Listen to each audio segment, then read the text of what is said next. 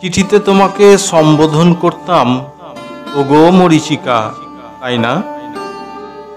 তখন বয়স ছিল 23। মরুভূমিটি দিগন্ত ছড়ানো, আর সব সময় তৃষ্ণায় আমার গলা শুকিয়ে কাঠ।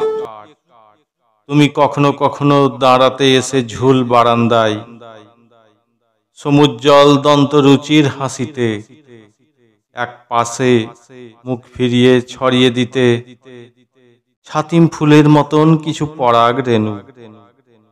তারপরেই আমার জ্বর হতো।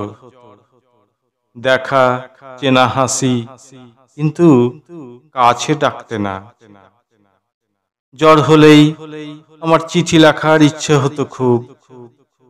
রক্তমাখা পড়া বাস্তব চিঠি, শুধু 104 ডিগ্রি জ্বরেই লেখা যায়।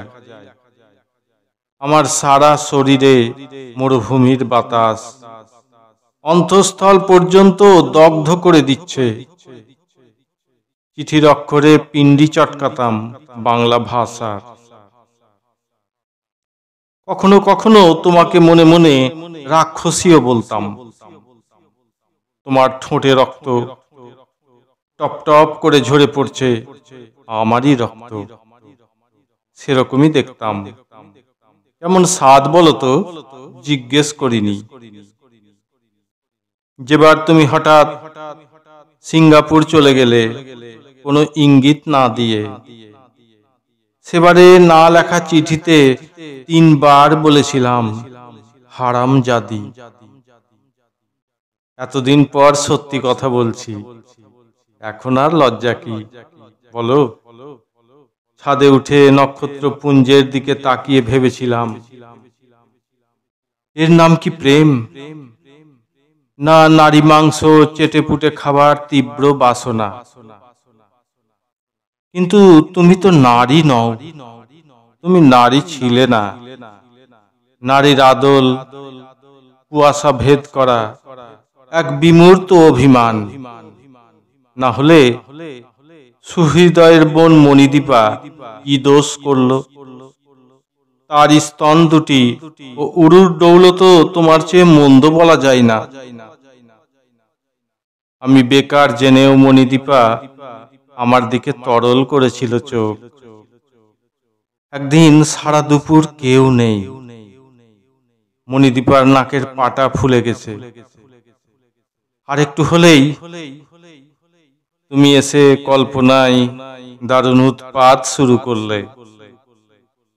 তোমার কাছে আমি দাসখত লিখে দিইনি। যদি একটা দুপুর মণিদীপার সঙ্গে, তারপর সব মুছে ফেলা যেত, তবু পারিনি। সেদিন তোমায় বলেছিলাম হিংসুটে, আহ্লাদি, পেল্লাদি। তুমিও আমাকে 2-3টে চিঠি লিখেছিলে, না মোট 5টা, ঠিক মনে আছে। কি সম্বোধন করেছো? শুধু নাম, তাই না? তোমাদের বাড়ির কাজের লোক আর আমার নাম একই, তবু তুমি অন্য নাম দাওনি। সেসব চিঠি রেখে দিইনি অবশ্য, বিয়ের আগে নষ্ট করে ফেলতে হয়েছে। আমি জানি আমার ছিন্ন পত্রগুলিও হাওয়ায় উড়তে উড়তে কোনো মরুভূমিতে কিংবা কোনো লবণ সমুদ্রে ছড়িয়ে গেছে। একেই বলে সাধনোচিত ধামে প্রস্থান। সরকারি কাজে বাইরে যাচ্ছি, এয়ারপোর্টে হঠাৎ দেখা, অনেক বছর বাদে, একটুক্ষণের জন্য। মনে আছে কি সব এলেবেলে কথা হলো, ইংরেজিতে যাকে বলে স্মল টক। ওদিকে তোমার স্বামী বেচারি অতিরিক্ত লাগেজ নিয়ে ব্যতিব্যস্ত। তোমরা যাবে মুম্বাই, আমি দিল্লি। আমাদের সময় আলাদা, সময় আলাদা, সময়ের মাঝখানে বিরাট ফাটল। আমরা কেউ কারুর নই। তোমার একটা ছেলে, বোধহয় 3-4 বছর বয়স হবে।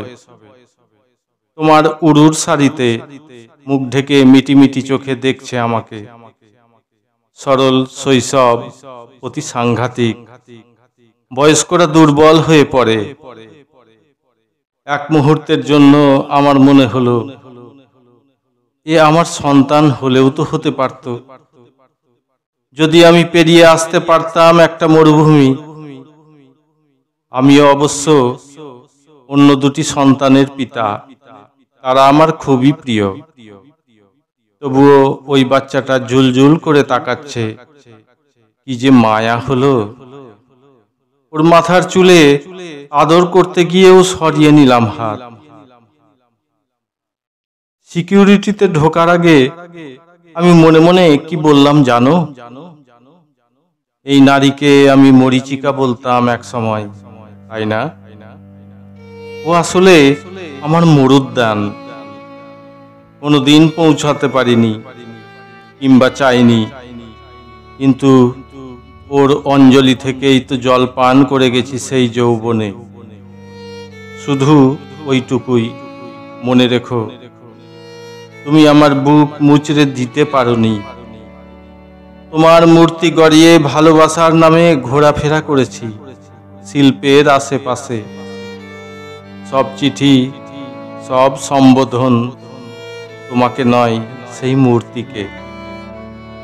ঝুল বারান্দা থেকে থেকেই আমি তোমাকে নেমে আসতে দিইনি ধুলো মাটির রাস্তায়।